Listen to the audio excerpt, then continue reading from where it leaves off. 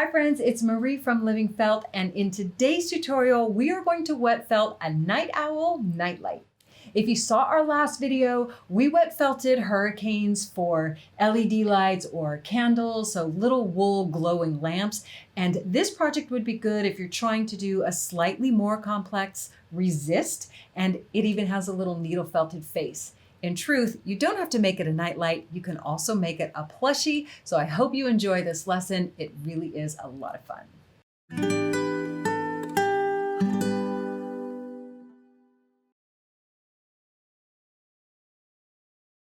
For this project, we're using merino short fiber bat in its natural white. If you're going to be making a nightlight, definitely choose a light wool or yellow soft color. For our project, we used 1.5 ounces. To add the facial details, we used wool batting. You can use MC1, the Maori, or Bergschaf.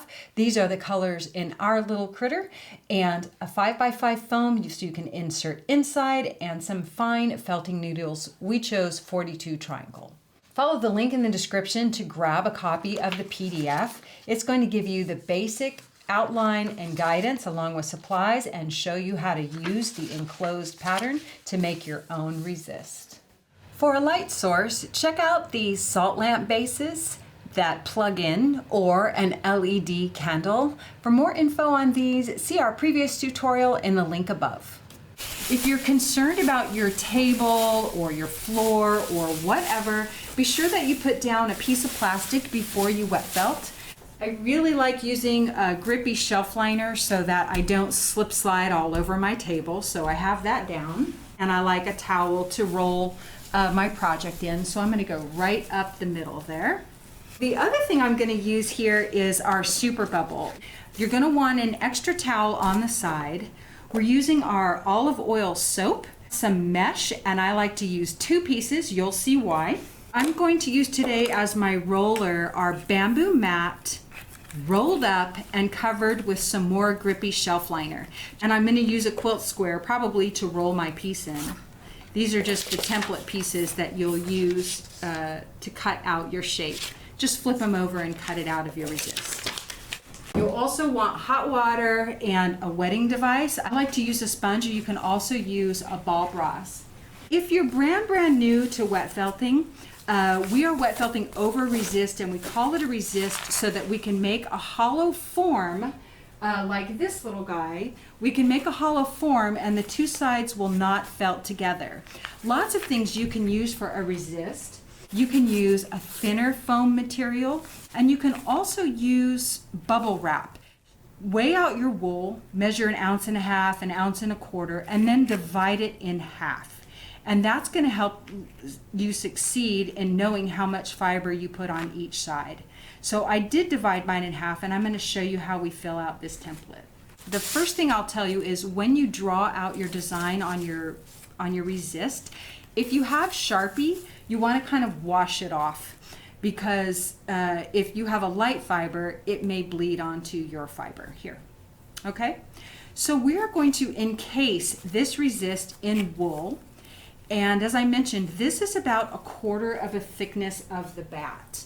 So you're going to want to peel your bat apart into nice thin layers. One side is going to be enough that it covers the entire shape that you have. So you'll see that there's a natural grain kind of going in one direction, and we want to do another layer going with the fibers going in this direction. And where you have a little thin area, like you have a bare area, just piece in another little bit. Now we're actually going to use more than half on this side, and you're going to see why. This is my second half, but I don't need a bunch, so I'm going to pull off just a little amount of it. All I want really is to completely cover this side of the resist. Once you lay down your fiber, you want to feel, are there any bare spots? If you feel that like there's a little spot here that's thinner than the rest of this, well then take a little bit where you have excess and just plunk it right on there in the same direction that you're already going. I'm going to flip my whole package over now. I want to center my resist, and I want to kind of get this wool going where I want it. This is a lot to fold over.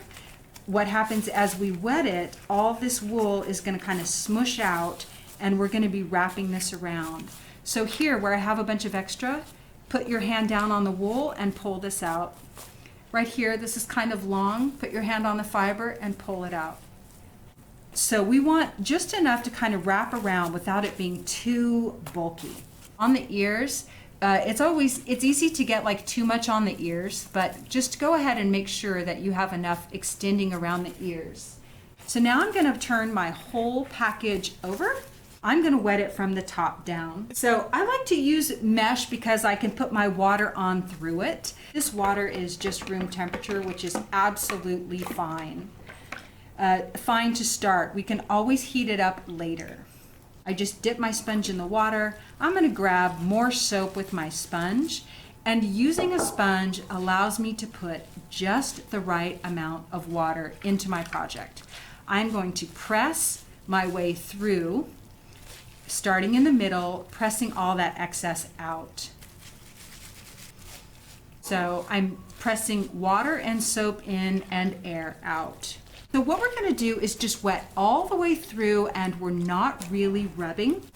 All we want to do is wet it all the way to the perimeter of our resist, and then now I'm going to flip it over so that we can pull that wool around to the other side.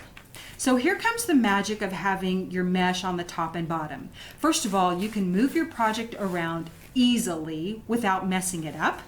Secondly, you can use your mesh to guide the fiber around to this side of the resist, which I like to do before adding more fiber. And I'm going to get all that fiber laying down. So take your time here, no rush. What you want is this wool folding over without a whole bunch of unnecessary bulk. Now you can do it by hand, just like this, and guide it around, but the mesh helps you kind of hug the template, and the water and the soap act like glue and help it lay down and hug the template.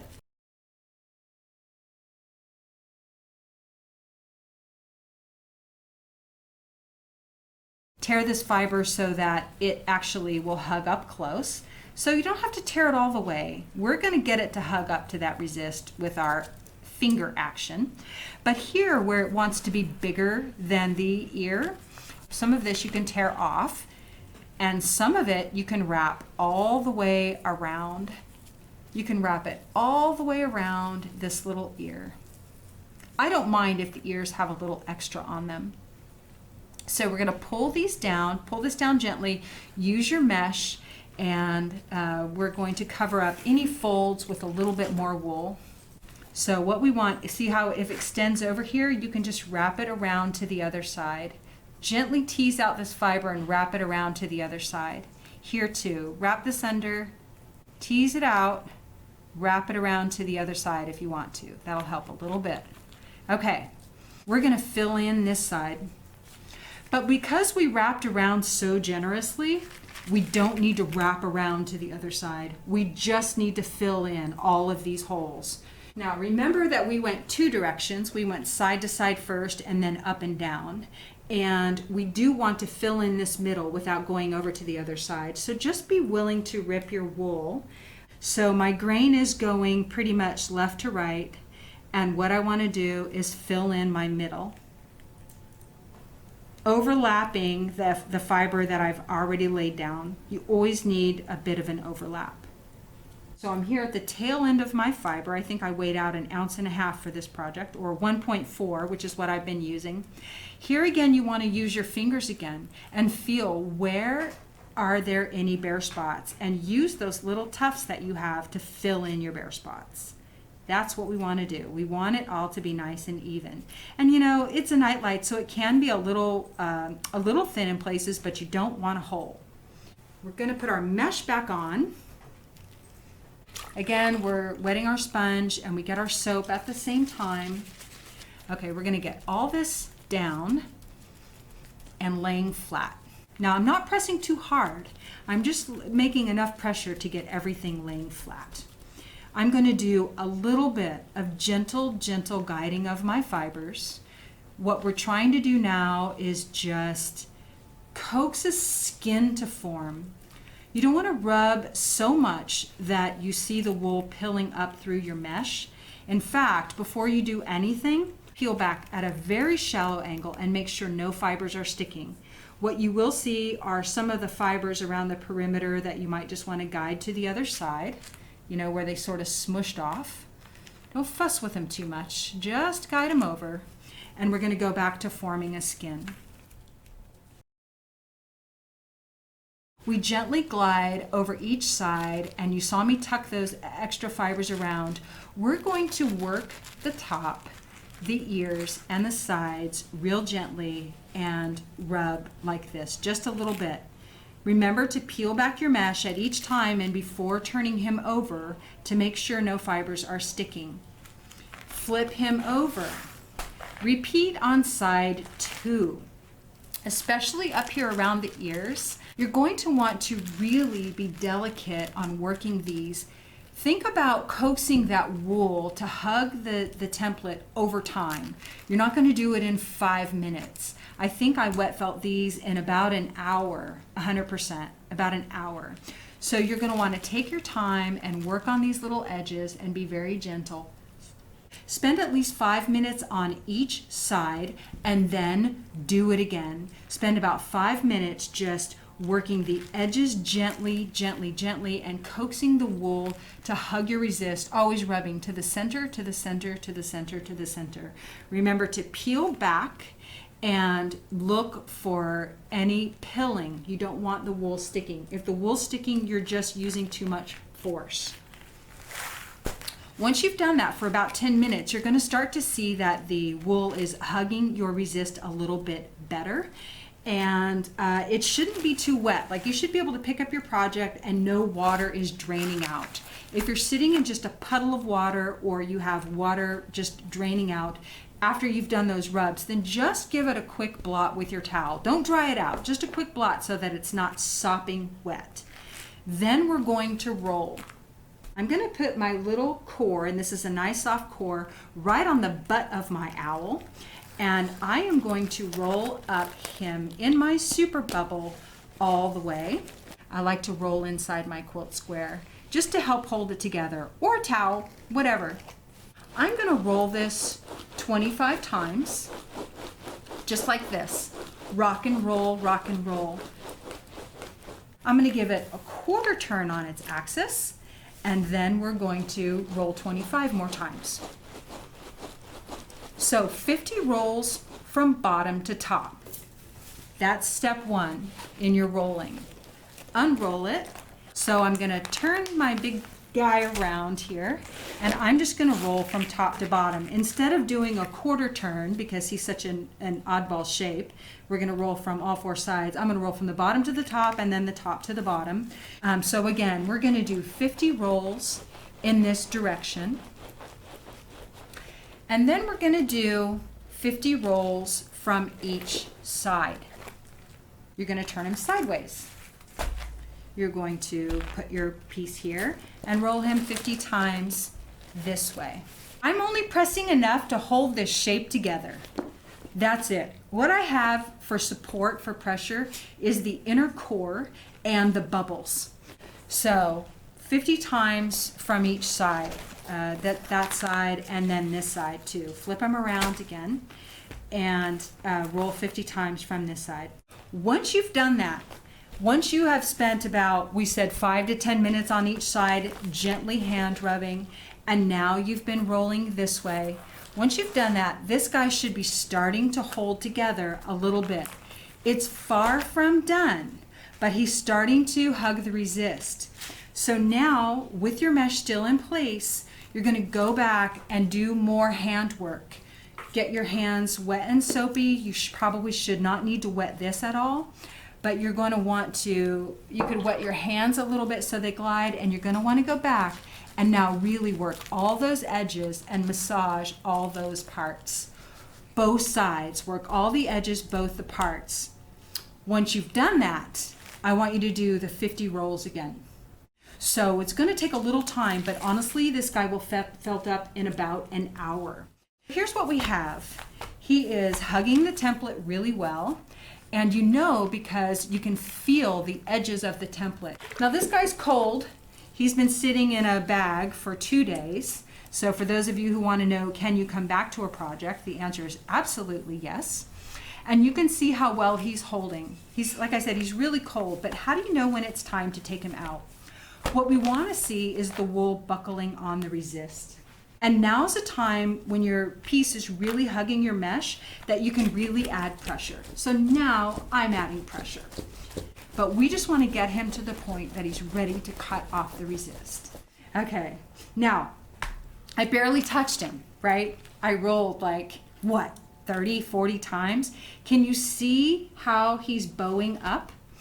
That's because the wool is shrinking smaller than the resist. And what we have is this little pita pocket thing, and that means that the wool is felting. You want to feel it. You want to be able to do the pinch test and make sure that you're pulling up all the layers of wool. So you know it's time to take him out when it's shrinking smaller than your resist and you get this real nice buckle thing happening, and you can do the pinch test. So we're just going to cut a little hole right out of the bottom.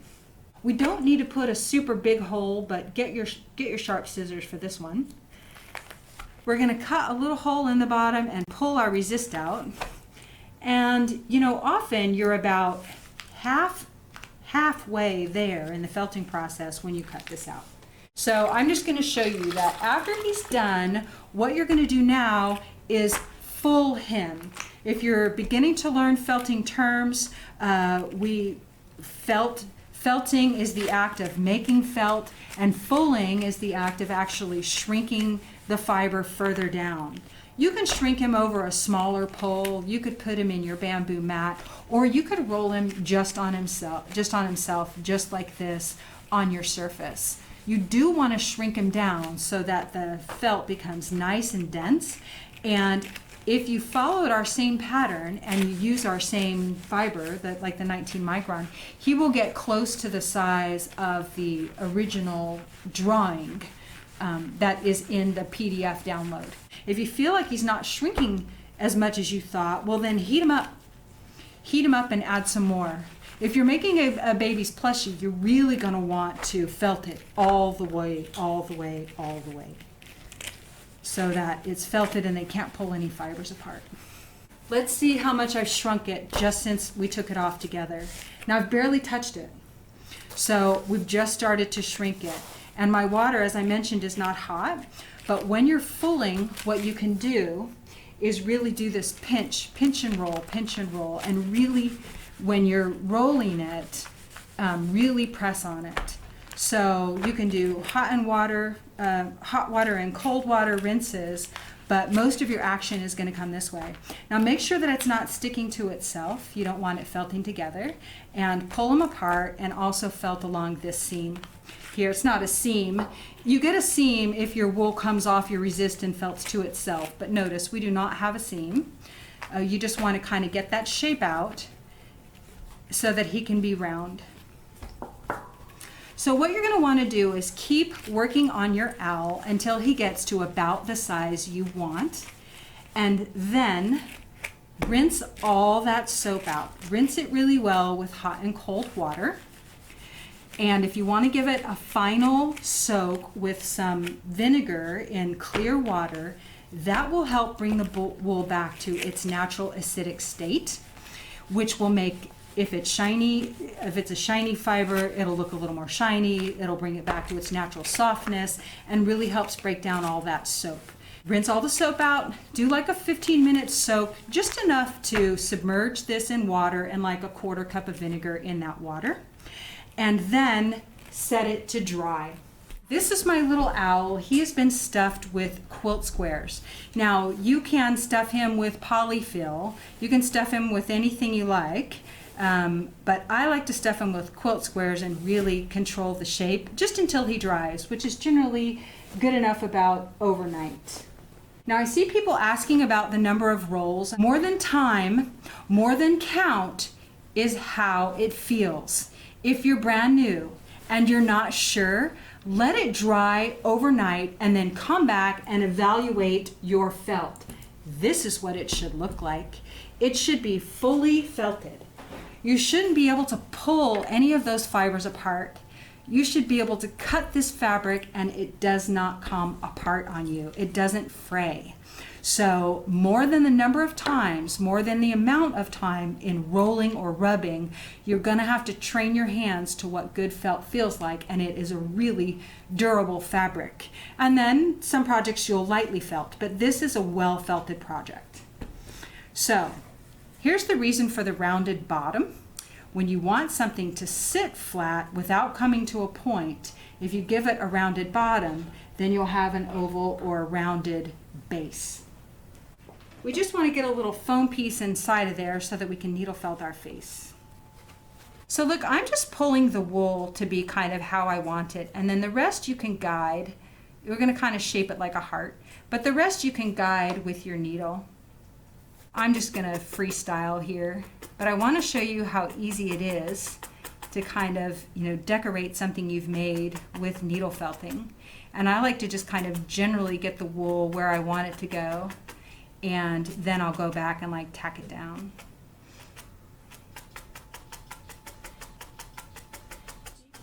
All I'm using today are fine 42 felting needles. I have a little cluster needle felted together, and I just want to get all this wool laying down. So take your time, on this piece, on this little section, decorating your owl.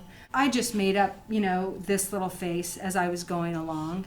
And I like to get all this flat before I put that on. That would take a little time, and do spend your time to get it nice and flat. But let me just show you how I do that real fast. Just take a little pinch. You don't even really need to shape it.